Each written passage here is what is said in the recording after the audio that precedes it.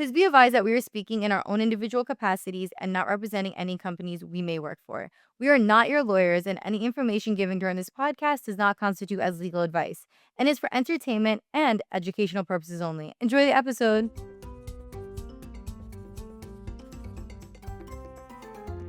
Thinking about the bar exam, or are you currently studying for the bar exam? Bar prep has this way of sitting in the back of our minds everywhere we go. But the good news is it does not have to feel overwhelming or chaotic. You don't have to spend your semester stressing about what bar prep course is best or wondering if you are studying enough material. That is why Themis Bar Review makes so much sense. Themis gives you a clear, trustworthy study plan with everything you need to know to pass the bar exam, including every Themis course. There is no guessing, there is no balancing between platforms, just a clear path forward so you can focus on school now and feel more in control later. Their lectures are broken into short 15 to 20-minute chapters backed by research on memory retention. So you're learning in a way that actually sticks. Everything lives in one easy-to-use platform with forward-thinking tools to help you stay consistent without burning out. And you are not on your own with Themis. You get a full personal success team, including attorney advisors and a dedicated essay grader. Real humans who hold you accountable. They check in and they help you through the tough spots. The performance analytics also show you exactly where you stand so you are never guessing or spiraling over progress. Bar prep does not have to be something that you fear. Themis gives you clear study programs and a team that you trust. Trust the process, trust the plan, and trust Themis. Thank you, Themis, for sponsoring this episode. Hi guys, welcome back to Girls Gone Legal. We are so excited to have you back today. I gotta move this mic closer because I'm gonna get yelled at. We have a very, very special guest on today. It's Rebecca from Themis Bar Review. She was on our last episode, and it was so amazing that we had her come back, and we're gonna have a bar review episode. So if you're taking the bar exam right now, you're thinking about taking it in the future, this episode is for you. For our new listeners, I will give a quick bio on Rebecca. Rebecca is an attorney director at Themis Bar Review, where she has spent nearly 9 years working directly with law students and law school partners. She supports students from the start of law school through bar passage, and as an attorney, she understands both the academic and emotional weight of that journey from the inside. She is passionate about demystifying the bar exam and lessening barriers to entry in the legal profession. She received her JD from the Case Western Reserve University School of Law. So we are super, super excited to welcome Rebecca today. I do want to give a quick disclaimer. In today's episode, we will talk about some timelines.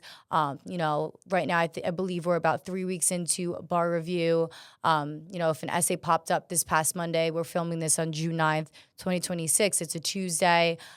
Just a quick disclaimer that when this episode drops and you are watching it, it's going to be about a week or even maybe 2 weeks later. So you should definitely be farther than 32 to 34% in your bar review course by now.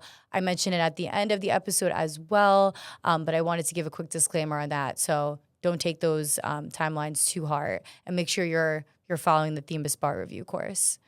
All right, guys, let's welcome Rebecca back to Girls Gone Legal. So for our first question today, tell us about your role as attorney director at Themis Bar Review and what your day-to-day work looks like. Sure. So, as an attorney director, I work with students while they're in law school, and then I also work with them extensively while they're studying for the bar exam. So, right now, while people are studying for the bar, the majority of my days are like reaching out to students, checking in on their progress, answering questions, mentoring them in whatever way I can to make sure they have a good experience studying for the bar. Yeah, that's great. And as we're recording this on June 9th, it is getting close to the July 2026 bar exam. So if you're taking the bar, I know you're in the thick of it right now. Keep pushing. It's a crazy time, but it goes by super fast. All right. So my next question is, you spent nearly 9 years working with law students and law school partners. What initially drew you to this work in helping law students get through the bar exam? So, I was a Themis rep when I was in law school, and I loved that work. It was some of the most influential, impactful work that, like on me personally, that I did when I was in law school. I learned so much and I got so much guidance. And so moving into this role just made a lot of sense because now I get to give back to students in the same way that I, received when I was in law school. Yeah, I think guidance is so important during this time because you can feel so alone during the process and just cut off from the world. So, guidance is really helpful. All right, next question. What are some of the biggest changes you've seen in bar preparation over the past decade? A lot more states have adopted the uniform bar exam. So I took the Ohio bar, for example. When I took it, it was not UBE, and now it is. And many other states went that direction. And then coming up, we have the full transition to the next gen bar exam. So That is by July 2028, all states who currently administer the UBE have to adopt the next gen, and the UBE, as you knew it, Nicole, is going away. Wow. I knew it was slowly, each state was adopting it over time, but I didn't know it was by 2028 that every state that was in the UBE had to adopt it. That is Yeah, interesting. That is super interesting. And we will see the bar prep courses change and how people are studying for it for sure. That'll be super interesting. absolutely. Yeah. We already have, because people are taking it this summer. There's a handful of states taking it this summer. So we already have next gen Yeah. courses active. Yeah, and I know I mentioned in the last episode that I took a practice exam of the next gen. I actually liked it a lot. I liked it a lot better. Obviously, it didn't count. It was just a practice exam, but I thought it was super interesting. Like, if I could take the bar again and it's the next gen, I would not be upset. I think it's a good way to test. What does an effective bar study schedule actually look like? So that is a little bit student dependent, because Hmm. if you're a person who started early, your schedule is going to look different from somebody who started studying on May 18th, which was our recommended start date. But I'll just go with the general May 18th 10-week study plan. So the beginning of your course, the first 6 to 7 weeks, you're watching lectures, you're doing practice, you're doing review, you're building your own study aids, like you're really doing everything at that point. But the bulk of the work that you're doing is watching those lectures. And then in the last 3 to 4 weeks of your bar prep course, you are doing nothing but practice and review.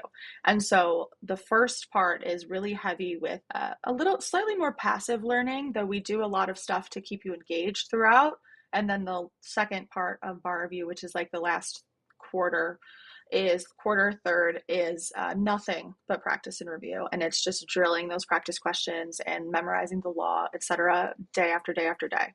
Yeah, no, I agree with that 100%. I did mention in the last episode that I did not pass the bar exam my first time, and a mistake I did, and please do not do this, was that I would get stuck in one area in the video lectures or in the beginning of stages of the program, and it would take me so much longer to get into the practice and the review and all of that in the last few weeks. And it messed up my schedule a lot, and it messed up my studying, and I wasn't successful. So I think Themis's program is great if you just stick to that and keep moving. Yeah, and it definitely depends on the type of student you are, the way you're studying. If you're taking a break at the end of the day, if you're studying on the weekends or taking Sundays off. I know everyone does things differently, but yeah, I think everyone's study schedule has to tailor to them as well. Okay, so let's see. We have some other questions. I had to write down all these questions because there's so many things that we could ask Rebecca about the bar exam. So, Rebecca, through your work at Themis, what study habits consistently lead to success? That is a good question. So I do think that one is a little bit student dependent as well, because Okay. you have to really lean on your own learning style and your needs. Like, yes, the course is set up in a specific way, and for most people, you should be following your directed study program almost exactly as it is written. But you also have to incorporate things like active review and memorization techniques. And so those things rely on you understanding how you learn best and utilizing those techniques. But the biggest study habit that I can say is being consistent. You need to show up every day. If you're taking a day off a week, fine. But other than that, you have to show up every day. You have to do what is assigned to you every day. If you are only doing 2 hours of studying every day, you're not going to get through enough material to be successful on the exam. And that's a common theme that I see people doing who are not successful. Yeah, consistency is key. You just keep going. And obviously, we're all humans. We have bad days, we have good days. Even if it's a bad day, we got to keep pushing and get through it because, in the grand scheme of things, bar exam studying, it seems so long. It's so many weeks and so many weeks on end. And every night it feels like it's never ending, but it flies by. And the results at the end are worth it if you're consistent.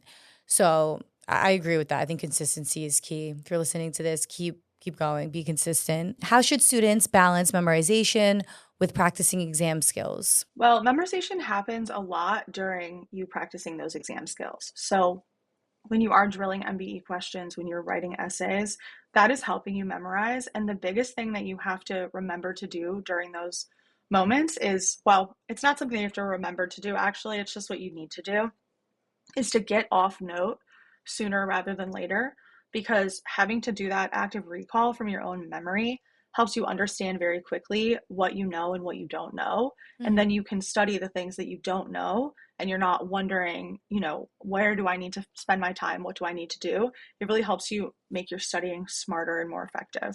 Yeah. What do you think about when you're trying to memorize something, about talking it out to somebody? Do you find that to be super helpful? Is that kind of based on the student? What do you think? I think if you're able to teach somebody something, right? If you're acting like you're the teacher and you're trying to explain it to them so they understand it, that is Yeah. incredibly effective. Because if you don't know the rule or the hypothetical that you're trying to talk about, you don't know how to analyze it, then you're not going to be able to answer that question. And so, yes, I think that's a great study tactic if it works for you. Yeah, I think if you could say it out loud, like you said, and just be able to teach it, then you can write it down on a piece of paper on the bar exam for sure. I think Definitely. I even learned that that's just a practical skill in everyday life too. I'm even learning that in my new job. If I'm just able to talk things out and to somebody, then I'm like, oh, okay, I understand this, or wait, I'm actually confused about this and I need to clear things up. So I think that goes a long way even after the bar exam into your career. How can students manage anxiety without letting it derail their preparation? Oh, this is a big question. I think a little bit of anxiety during the bar exam is kind of healthy actually because it Okay. for a lot of people it pushes you forward, right? It is that kind of driving force where you're like, I'm anxious about this exam because I want to pass it. Where it steps into something that becomes really detrimental to you is when it hinders you from actually doing the work. So I talk to students all the time who are like, well, I'm not ready to do this practice essay or this graded essay or this practice exam or whatever it is because I don't know the law well enough. And they're very anxious and in their head about needing to memorize the entirety of, let's say, property before they move on to the practice. And that really harms you as a student. I think that kind of is what you were talking about earlier, Nicole, what you did, where you would get bogged down in things and feel like you had to learn them completely before you moved on. And when you Yeah. do that, I mean, obviously, you were not successful the first time you took it. And I see that so many times with people where they're just not getting through enough of the material because their anxiety is holding them back. Yeah. No, that is very real. I've experienced it. It is not fun. If you're listening to this right now and you're having anxiety over the bar exam, just please take a deep breath. You will get through it. Again, we'll go back to consistency and you got to try and breathe and relax because when you have anxiety, I've had anxiety where I can't move. Like I just like freeze. I freeze and I can't think about anything. And it's absolutely the worst feeling because you want something so, so bad in your life. And you went through 3 years of law school for it, but you're like, all you have to do is get through one more exam. And there's so much anxiety over the bar exam that you feel like, you know what, I'll just start tomorrow. I'll start tomorrow. And that means each day goes by and you're wasting time. You're not getting closer. I mean, you're getting closer to the exam and you're not helping yourself. So yeah, anxiety, I agree with what you said 100%. Anxiety is super real. You have to overcome that anxiety. I think for me, and I hope this helps the listeners right now, when I was successful on the bar exam was when I had anxiety for sure. I was definitely not smooth sailing, but I wanted it so bad and I wasn't letting myself fail. And that overcame my anxiety. So my anxiety was to the side and I had it, at 2 a.m., 3 a.m. There were some nights I didn't sleep, but you keep going and you'll get it done. Definitely. Definitely. There's Yeah. no way to avoid the anxiety completely, and you have to kind of transmute that anxiety into something that propels you forward. Yeah. Almost use, I don't know if this is helpful, but almost use anxiety to motivate you. Like, I'm so anxious. How do I want to get rid of that feeling? I never want to feel like that again. Get motivated. Get motivated and start studying, pen to paper, write things out, get through your Themis course, get through your lectures. The lectures are amazing. I like kind of miss watching the lectures. I was telling Rebecca, I actually got in the mail more Themis books, and I was like, oh my gosh. I was like, oh no. I was like, I'm not taking the bar exam again. But I do. I do. I have to say, I know people will think I'm crazy for saying that, but Themis is great. And they're your friend and they're there to help you. So use it. Use it to your advantage. All right, let's go on to the next questions. What advice would you give? And we're going to go off the kind of mental health and student support. We'll do one more question on that. What advice would you give to students who are struggling with confidence during bar prep? I mean, you made it through 3 years of law school. You made it through an undergraduate degree. Many people who go to law school have master's degrees. Like, you know how to do school. And the Hmm. bar exam is just more school. At the end of the day, it is not something that is like, yes, it's a large volume of material, and yes, testing for 12 hours over 2 days if you're taking the UBE is immensely difficult. I'm not trying to diminish the challenge of the bar exam by any means, but it really is just a test. And if you are consistent and if you show up for yourself and you study with tools and tactics that you know are going to help you memorize things, you're going to be fine. In theory, every single person who graduates from law school is equipped to pass the bar exam if they put in the work. And so that knowing that you have that baseline should, I hope, help alleviate some of those confidence issues. And also, the other thing I'll say about that is nobody feels like they know anything for the first like 6 weeks of bar prep. I promise you, everybody is struggling. Everybody is trying to write essays and has no idea what that essay is asking them. And you will be amazed at how much of it clicks into place if you just stay consistent with the work. It does. It does click. It sounds crazy, but one random day or week, you're like, I'm getting this information, I'm memorizing it more, and you'll see it because your scores will come up.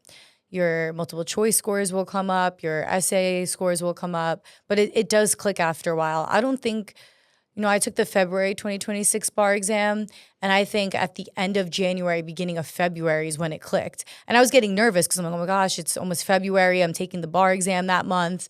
But it did. It will click if you just keep being consistent. But I think that's great Yeah. advice. I think it's hard to hold on to confidence sometime when you're struggling and you're kind of fighting yourself. Sometimes you're your own worst Mm-hmm. enemy. And you just have to keep going. And I would like to just give a piece of advice on that as well. I had a friend call me. I'd flown down to Tampa, and I got there super super early, like days and days before the exam because I wanted to get set up. And my friend could hear it in my voice. She was like, "What is wrong? What is wrong? You're gonna be fine. Like, be excited. This is what you went to law school for. You're about to be an attorney. You have to start thinking like that. You have to start almost manifesting and putting it out there. You're gonna be an attorney." And she's like, "What's the worst that's gonna happen? You're gonna fail? I've already failed. I already failed at that point." I was like, what's the worst that could happen? You fail, you take it again. But if you amp yourself up so much where you're like so nervous, you're setting yourself up more for failure. You just have to relax and trust what you have done already for all those weeks and all like 2 months, 3 months, however long you've been studying for. Another quick piece of advice if you're struggling with confidence, write down on a note card that you are going to pass. Just put, I am going to pass the July 2026 bar exam and hang it up. And just look at that and remind yourself when you're down that I can do it. I am going to pass. I did that exact thing. And I moved down to Florida after I took the exam. When I flew back to New Jersey, I went into my childhood room and I saw the note card there that said, I will pass on April 13th, 2026. Because in Florida, we knew the date that it was coming out, the results were coming out. And I looked back and it was just like such like a nice memory because it was such a traumatic time. So to be able to be like, wow, I made it. And here's a note card that I wrote when I first started on my first day of bar prep with Themis. It's a full circle moment. So I think that should help too. If you write things out, write little manifestations out. I Um, love an affirmation. I have yeah. to say, I love that. I think that I love affirmations. I think they're so powerful. So I think that's a wonderful thing for people to do. And Yeah, the last piece I will add to this is that you are going to have bad days. of And you can't course. let those bad days derail you from the overall process. Like, let yourself feel overwhelmed. I remember one day I was studying for the bar. This was like midway through. So like when you are in the thick of it and everything feels awful. And I parked my car to go get lunch and I just like started crying in my car. Just like Very sobbing in relatable. my car, right? I'm sure I'm not the only person who has No. experienced that. But after I did that, I got some lunch and I went back to studying. And, I think that it was a little bit of a cathartic moment to like let that anxiety and fear out by crying. So, like, let yourself feel those bad days, but don't let them take over your life and prevent you from continuing to move forward. Yeah, no, I agree with that 100%. Let yourself feel what you need to feel and then keep moving. Take a 5, 10 minute break. And also, you mentioned that you grab lunch. I think another important thing we can tell the audience is don't forget to eat. Don't forget to take care of yourself because you can be so wrapped up in bar prep where the entire day goes by and you're like, I didn't even eat anything today. Like, brain power, you need the brain power, you need the sleep. That's how you know if there was times where I would fall asleep on top of my computer and I'd be like, I need to take a break. I just need to take a break because I'm not going to memorize anything like this. I take a break and I would go back to it. And that really helped me a lot. So, yeah, take care of yourself, Yeah. eat, cry if you need to cry, and then be like, all right, I got this and keep moving. Um, Totally. And we keep going back to the idea of consistency. And I know we're like really spending a lot of time on this one point, but I think this is truly so important. yeah. If you are consistent with your studies, then you have time to sleep Hmm. and you have time to do things that you enjoy and you have time to take care of yourself. It's when you let that anxiety and fear or procrastination or whatever it is that's holding you back push everything until like, I don't know, 6 weeks before the bar exam instead of having the full 10, Yeah. that's when you're going to be completely miserable every day and not have any time for yourself. Yeah. And day by day too. Because even saying like the 6 weeks, the 10 weeks, like I would get in my head about that. I'm like, oh my God, I only have 5 weeks left. That's a lot of time. You Mm-hmm. gotta take it day by day, and don't look at it like don't look far into the future. Just day by day, and each day will get better if you're being consistent on each day. And then all of a sudden you're gonna be like, wow, the exam's coming up. You know, I was doing all this and look how much I know already. But yeah, I agree. I think this was a great topic to spend a little time on because I think right now, while people are in bar prep, this is what they're going through. It is very real, and you should know that you're not alone. And it's possible to overcome those fears. I did it. I failed. I froze. I couldn't. I thought I couldn't do it. I was like, I don't know. I'm, not able to get my pen and paper down. Um, and then I also took the exam where I overcame all of that. So it's possible. It really is, even when you don't feel like it. I'd like to move on to essay writing strategy, if that's okay. I think we can maybe ask some questions on that that could help the listeners. So, what's the biggest mistake students make when writing essays? Not tying enough facts into their analysis. Okay. So that is, I have a two-part answer to this, but that's my first answer. I see so many people just assuming that their reader knows what they're referencing from the question itself, Uh and you huh. cannot do that. You have to give your reader, your grader, everything that they need to give you all of your points. And so tying every piece of analysis into a fact is only going to serve you. And if you assume that your reader knows things, that is not helpful. The other thing I see, this is also about making it as easy as possible for your grader to give you points, is just writing all of your responses in like big, chunky paragraphs. You want to break stuff down. You may feel like it is so simplistic to be doing that and being like, the rule is, and then breaking the paragraph and writing your analysis. But that, if you think about bar exam essay graders, they're grading, I don't know, 50, 100 students' essays. Like I don't actually know how many each individual person grades, but I know it's a Yeah. lot. If they can just go through your essay and give you those points versus having to like hunt around in your answer for them, you are going to get way more points on your essays. Not that they're not looking for your points, but does that make sense, right? Like just make it Yeah. easy for them by structuring your essays very A hu- clearly. 100%. I think the simple answer is always the best. Just simplify it down. I started out because I love writing, but I started out writing huge essays. And I was like, oh, the more I put in, the better. But then I would look at the sample essay and it was completely different than I was writing. First off, it had a lot of things that I included, but it broke it down in such an easy way. And if you do that, it will be so helpful for you when you're writing it. I'm going to break everything up and then I'm going to IRAC it. I'm going to put the issue, the rule, the analysis, and the conclusion. And I think it also helps you with timing. And you're hitting all Yeah. the points as well. So, no, I agree with you. I think that makes complete sense. And when you're writing your essays, just simplify it. Don't, if you agree with that, simplify it. Don't make it too overcomplicated. Because, like Rebecca said, your grader wants to go through and be like, wow, they hit that point, they hit that point, they hit that rule, they hit those facts. Always include the facts, because I think it's easy to put down, oh, I memorized all these rules, so I'm just going to put them down. But why? Mm-hmm. Why are you putting them down? What is the reason? How are they applying to the facts that you just read?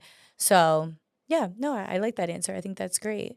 How much time should students spend outlining before writing? Your outline should be based entirely on whatever the question is asking you. So the call of the essay question, that's like you have these three parts that you're writing about, and here are 3A and or 1A and 1B, right? That should be your outline. And then you're going back into the question itself and pulling information from there. So that's your outline. And if you do an effective outline, the writing process is much quicker. So I think it's fair to say like, and this is variable student to student. It's probably variable even subject to subject based on some subjects have a lot more um, like detailed elements versus others, but your outline will make up a significant amount of your writing process if you are making a detailed and comprehensive outline. And then at that point, you're just typing a sentence for each point, a sentence or two or three for each point of your outline. So I think play around with it and see what works best for you. For me, I work much better off of an outline. So I Yeah. would say it's better for me to spend 15 minutes outlining and 15 minutes writing the essay versus spending 2 minutes on the outline and then like having to keep going back to the question and finding the facts and things like that if I just have it all in front of me. I would Yeah. say probably not more than 15 minutes though, max. 15 minutes. Okay. Yeah, no, I agree. I think you have to play around with it and see what works best for you. My whole life writing, I always had a perfect outline where it was so easy for me to write. But I think on when I was practicing for the bar exam, I would get so nervous, like, oh, I'm under, time pressure. I have to keep it moving. So sometimes I would rush my outline. But when I'd rush the outline, that's when I noticed that my essays got a little crazy. There was a lot going on. It wasn't as simplified as it should be. I might have missed a rule in there just because I was rushing through, just trying to get words on paper instead of sitting there, let me outline. Because, like you said, once you outline, the process after that of writing is very easy. You already have your rule down. All you have to do is sit there and type it out and put it into, complete sentences. So I think 15 minutes is a great amount of time to outline and then keep it moving. I would like to move now to talk about the MPT because I know that is a section that a lot of students neglect. They're like, oh, okay, you know what? I'm going to focus on, the everything else, the MBE, the other essays. But MPT, I have all the information in front of me, so I don't really need to study that much. That's what a lot of people think, and I've heard it before. I might have thought it the first time that I took the bar exam. I'm not gonna lie. I was like, I gotta focus on memorizing all the material. This is in front of me. I've done that a million times. But it is a skill. And again, you're under time pressure. So I think this is something important to talk about. So actually, my first question is why do so many students underestimate the MPT? I mean, I think it's exactly what you said, right? They're like, well, Yeah. the case file's there. I don't have to practice it. It's fine. I have all the information I need. And that's just not true. Yeah. You need it. It's helpful to the score, even though it might be, a different percentage of what's being scored. I think it's super important because if you do well in your MPT, your essay scores come up. So if you're not doing great in the MBE, but you did super well in your MPT, you never know. That could really help. So you should definitely give that the time it needs because that you never know. It could make or break you. Who knows? Um, It's 20% of your score in a yeah. UBE jurisdiction. Like Okay. it's a lot. And I don't know what the breakdown percentage is for Florida, but Yeah, I'm it not sure. is yeah, we could look it up, but I don't Yeah. know that off the top of my head. But for the UBE, it's 20%. So the Yeah. MBE is 50%, the MEE is 30, and then the MPT is 20. So it is a Okay. significant amount of your bar Yeah. exam score. Yeah, that is a big amount. And if you kill it on that, that could bring your score up a lot. So, yeah, definitely focus on that. What are the biggest MPT timing mistakes? I think people don't efficiently go through the case file and spend more time digging around in the case file than they need to. So this is kind of the same advice as I give for the MEE or essays if you're in a state specific jurisdiction, but you have to know what they're asking of you. So Mhm. almost every MPT, some of them will be a little bit more vague than this, but almost every MPT will give you like 4 to 6 parts that they want you to write. And it'll be very clear what they're asking you to do. And that is your outline. And so then you're taking your review of the case file based on that outline. And if you do that, again, create that thing for yourself that you can then just write from, then you can spend 45 minutes, 55 minutes, depending on how you break up your time, writing out a really robust answer. But if you're spending too much time looking for what they're asking of you in the case file without really drilling down what that is before digging into that file, you're going to waste a lot of time. Yeah, no, I agree. And I think working with the file comes practice, right? So if you're just pushing off to the side, like, oh, I have all the information, I can do this super easy. I went through 3 years of law school, but it's practice and going through that file. You got to get point out all the important facts, and Hmm. pull out all the right rules, and there's case law in there that you gotta read through and pull out the important information. So, yeah, I definitely think that it's something that needs to be practiced a lot so that you can help with your timing issues if you're having timing issues, because it's like if you were to go into a game, you're not going to go into a game with no practice. Um, Yeah. so I think that's super important. So if you're taking or you're practicing the MPT right now, really focus in on that. Take it seriously. I know a lot of people that just put off to the side, and some were successful, then some weren't. So, you don't want to take that chance though. You're putting the time in now. Just do it. The next section that I want to talk about is studying strategy and data. We have so many things I want to go over, so I'm just gonna kind of like keep moving fast because I have different sections of the exam. But oh, this is a great question because this happened to me for this bar exam, and I got super nervous about. I told myself I want to complete 100% of the course, 100% of the course, and I did not. I can't remember the exact number, but I did not complete 100% of the course, and I did go in to the exam freaking out, like, oh my gosh, what if I don't pass now because I didn't complete 100% of the course. So I think that is huge, and we should talk about that. So my question is, does completing 100% of the Themis Bar course actually matter? So the closer you get to 100, the more law you've been exposed to, the more question types you've been exposed to, the more time you've spent practicing, right? Uh-huh. So if you get to 100% of the course, that is fantastic. Hmm. But the percentage that we really want everyone to get to at a minimum is 85. Okay. And that is where that's where we found, we've been working with a statistician for a while now, and that is where we found the sweet spot is for students who pass the bar exam. Because at that point, you've gotten through all of the substantive lecture material and you've done a really significant amount of practice and review. And that it truly is like, obviously quality of work matters, but studying for the bar is a numbers game in so many ways, where it's like if you do enough MBE questions, if you do enough practice questions, practice essays, enough practice MPTs, that is what is going to teach you what you need to know. So 85%. 85%. Okay. If you're listening to this, that is your goal. 85%. You can do it. Don't freak out. If you get to 90% and not 100, you're still in a great spot. So keep going. I have a funny story about this, but how many MBE questions should students realistically complete before exam day? We want people to do somewhere between 1,800 and 2,200. And Okay. that depends. Like if your scores are lower, you want to aim for more questions. If you are out the gate scoring above 60%, 17 to 1,800 questions is probably a good place for you.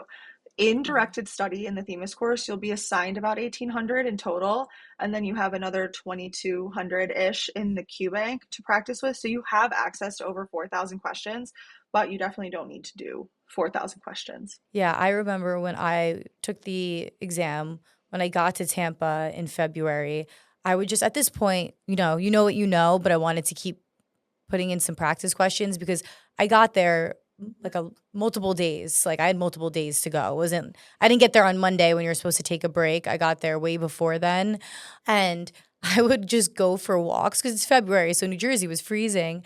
So I was like, "Oh, this is nice." I'm in Florida. I was like, "I got to get outside, clear my mind."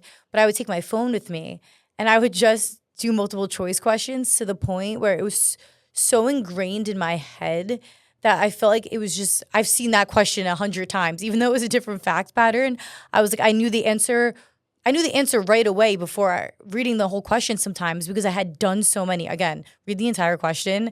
Read the entire question, please, and all your answer choices. But I did so many that I was just like A, C, B, and I kept going, and that made me feel super confident. So I think it's super helpful to get as many questions in as you can. But that goes to my next question. What's more valuable, reviewing questions or completing more questions? I think they both have a very important place in the Yeah. study process. Um, it's always a balance, right? I don't want someone spending 4 hours reviewing a 34 question set, then not completing what they need to complete for that day in their Mhm. course, right? So you should be reviewing your questions after you answer them to understand why you got something wrong, or if you got it right but you guessed what the actual like nuance was that made the right answer the right answer. If you were really between two answers and you're like, I just really don't know the difference between these two, right? You got to figure all of that stuff out, but you don't want to prevent yourself from doing enough practice by doing that. So a good rule of thumb is a roughly 34 to 68 questions, MBE questions every day, Okay. and 2 to 4 essays every day. And that is when you're doing that's more relevant when you're doing the nothing but practice and review segment of things. But that is also a good rule of thumb for retakers who are like maybe working through some lectures but need to do a lot of practice, or anybody who is kind of going out of order with their tasks in directed study. Thank you so much for that answer, Rebecca. And we are going to take a quick break and we'll be right back. We took a quick break, guys, but we are back. We were explaining reviewing questions or completing more questions. What is more important? And I have a quick story on that, actually. I noticed with my studying and from the time I was unsuccessful on the bar exam and the time I was successful, was when I would go through the answer choices and then the explanations. But I would get in this habit where I would want to write down every explanation. There was no time for that. Some things write down if you really don't know it, but I got to a point where I was like, let me just skim through and read it. Because if you're exposed to it, you'll most likely remember it. Even if you think like, oh my God, I didn't memorize that exactly how I want it, it will click to you if you see it pop up on a question again. So I think reading through the explanations is great, but you also want to give yourself enough time to be exposed to enough questions. So yeah, Rebecca, I think what you said was so amazing. And I think we can go on to our next little section. So the final month before the bar exam. So like I said earlier, it's June 9th. You know, once we get towards the end of June, you'll be a month out, which get excited. Don't get scared. It's exciting. Game day is coming. What should students focus on about 14 days out? In your last 2 weeks, you're really going to be refining your knowledge. So, Okay. and I would say that's the last 2 to 3 weeks where you are, okay, so contextually in the course, you have your simulated bar exam scheduled. So for July takers, it's scheduled on July 7th and 8th, which is exactly 3 weeks before the bar exam. So if you're on track in your course and you take that simulated exam on those days, which even if you're a little bit off track in your course, we do recommend that you take it then, Mm-hmm. because then you can spend those final 3 weeks. I know this isn't really answering the question about 14 days, but I think the It's 3 week okay. mark is definitive. You are getting your data points from that simulated exam. You understand then what it feels like to sit for that long and test, and then you can really take that information and put it into your study process for the remaining 3 weeks. So that is where you will really see that shift that we talked about earlier of things starting to come together for you in your head. And this is where you'll also refine and like really notice, okay, I'm still struggling with, let's say, mortgages, or I'm still struggling with, I don't know, I'm blanking on another subtopic right now because it's like nine Torts. o'clock at night, but tort, Yeah. yeah, but like a subtopic of the Okay. subject, right? So let's say you're Okay. struggling with intentional torts. And Intentional so, because torts. at Yeah. this point, you've been exposed to all of the law pretty much if you finish all of your lecture videos, which we want you to have done prior to that simulated exam. And then at that point, you've gone through all the substantive material, you've taken all the practice exams, and you are just figuring out what you don't know and learning it. And so that is a really pivotal point in the bar prep process. Yeah, I think that's great. Do you think that it's ever too late to turn things around during bar prep? Do you think if someone's getting in their head like it's getting so close and I'm not far enough and then, they're getting down on themselves, you ever think it's too late to turn yourself around? I think that is a very nuanced question Mhm. because that depends on a lot of factors. I mean, there's a couple ways to look at it, black and white. If you're at 15% course completion 2 weeks before the bar Oh exam, God. That's it giving me happens. anxiety. Yeah, sometimes I see people's metrics and I'm like, oh, I'm concerned for you. So if you're at that point, I'm not saying no one has ever like pulled that off, but Yeah. it's very unlikely. So, Okay. but if you're at a point where you are, let's say, 2 to 3 weeks before the bar exam, and you're like, my MBE scores are just like sitting at a 55, right? So you're like borderline at that point. You can totally still turn that around and bring those MBE scores up enough, and have your knowledge base be strong enough to sit and be successful in the exam. And obviously, it is student dependent. There are some students who will do 50% of the course and be completely fine. There are some students who will do 85% of the course and not be successful. Yeah. And that is just the unfortunate reality. I would say that the more course completion you have, the less likely that is to happen, obviously. Yeah, I don't really have a straight answer for that question, because Yeah, it's okay. It's a hard question. it, it is a hard question. Yeah. I think for the most part, though, you can almost always do more and learn more. And you shouldn't be afraid to try. And the last thing I'll say about that is that if you are struggling, ask for help early. Yeah. We're in week 3 right now, where the average course, or the recommended course percentage completion is going to be around 32, 34 at the end of this week, maybe a little bit more. Monday, Okay. it'll be closer to 40. This is the point where you should be saying, I don't know what I'm doing, or I'm feeling super overwhelmed, or right, and asking for help now, so that you're not scrambling at the end. Okay. No, I think that's great advice. Ask for help because I know some people might say, no, I'm fine, I'm fine, I'm fine. But ask for the help. If you think you need the help, Mm-hmm. this is not the time to, say you're fine and ignore it. Ask for the help and keep it going because then you will be just fine. What do you think that students should be doing, a week before the exam? And then twofold question, also a day before the exam. The day before the exam, I don't want you to do anything, Yeah. like literally nothing. I mean, if you want to look at some flashcards or something like that, but you should not be doing any real practice. I don't want you writing essays. I don't want you answering MBE questions.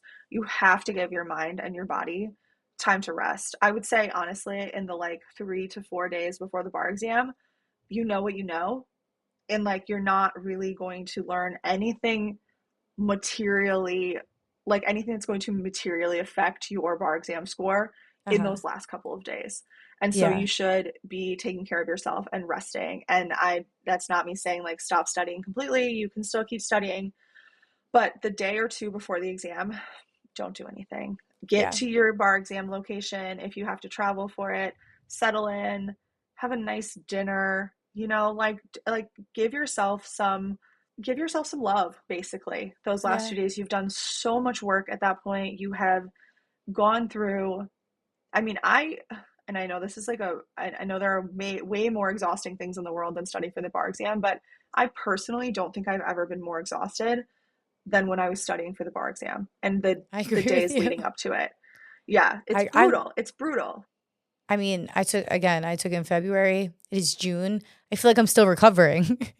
Yeah. I feel Yeah. like I'm still recovering. I look back at that time and I'm like, "Oh my gosh, I can't believe I was going through that." But it's worth it in the end if you be consistent. But yeah, for sure, it's exhausting. The process is exhausting. I mean, you need to sleep for a good week after. But Literally, yes. yeah, I think I was in shock after. I was just like, I can't talk. I would just stare into space. Like, I can't, my social battery's on zero. But I like Did the, you So sorry, I don't mean to interrupt you, but did you yeah. have that experience where after you took the exam and you were like home and doing whatever, like you back to your normal life, where you would wake up thinking you had to study? Yes. Oh my Yes. God, that happened I to me would, for weeks. the morning, well, it happened to me for a while, but the morning after was like was the weirdest. I woke up, like, I should be doing something. I should be doing something. I still had, my whiteboard out with all my Yeah. information on it. My papers are everywhere, my pens, my highlighters. I walked into my office where I was studying. My blanket's on my chair because I would just wrap myself in a blanket. Like it looked like exactly how it was when I was studying. And I'm like, this feels really weird packing this up and cleaning this like whole desk area. I felt like I was doing something wrong and I didn't really know what to do with myself. And we all say we want freedom, we want to be able to do things, and we want to take a break from studying. But then when you get that, it's weird. Yeah. When you're all done, it's like, what do I do with myself now?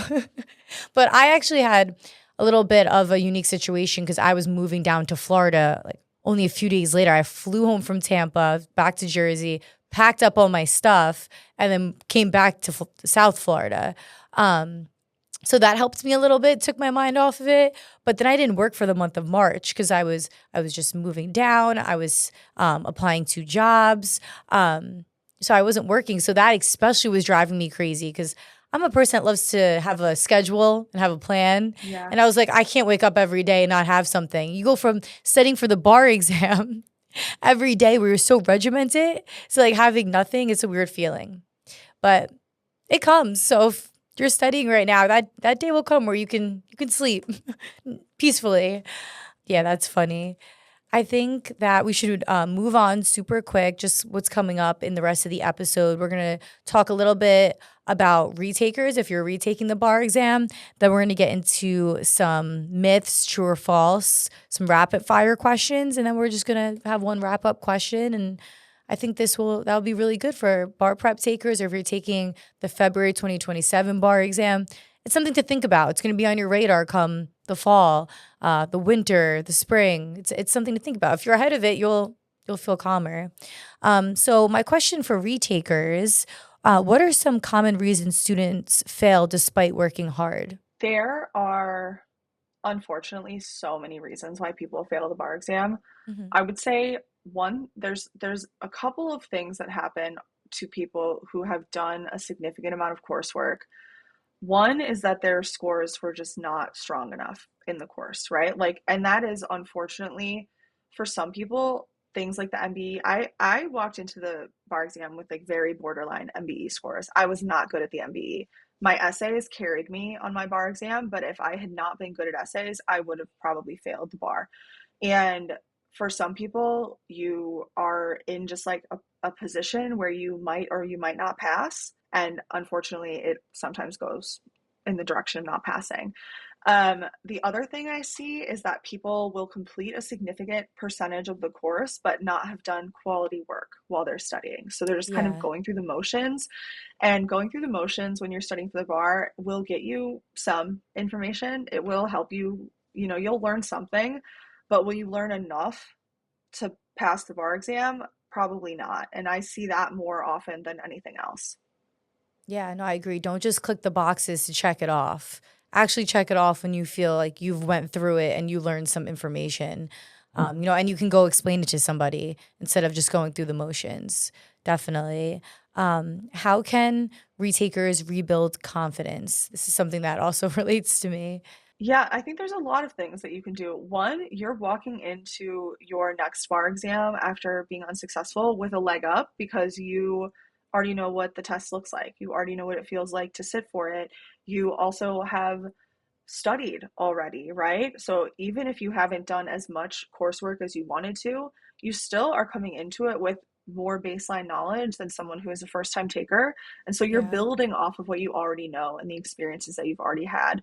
You're not starting at zero. I can only imagine how challenging it is emotionally to fail the bar exam. Like it is a hurdle that you have to overcome, but you have to be kind to yourself and work with the tools that you have to continue to improve and progress forward. Yeah. I think a huge battle is sitting in that room because it is very intimidating. There's chairs set up, folding tables set up. You got to find your seat. There's people all over. People are talking about what they did on the line. It's definitely scary. So if you took the bar exam already and you're studying again or you're going to take it in the future, you've already got through that battle already of, the intimidation of going into that room. Now you can just truly focus on the exam and the material of what's going to get you the score you need. I think it's as a retaker, it is super, super hard and again, everyone's different. For me, it was super hard to rebuild my confidence. It took me a long time, but there was something about me. I'm a very stubborn individual, and when I want something, I will work as hard as I can for it, no matter how many times I fail or I'm told no. If you really want something, I truly believe you can do it. And anytime that I got another hit, put down, no, like you're not good enough, like you failed, whatever. I picked myself back up and I said, okay, I'm gonna take it again. I'm gonna take it again. And I got to the point where I was like, I'm not taking this again, so this is gonna be it.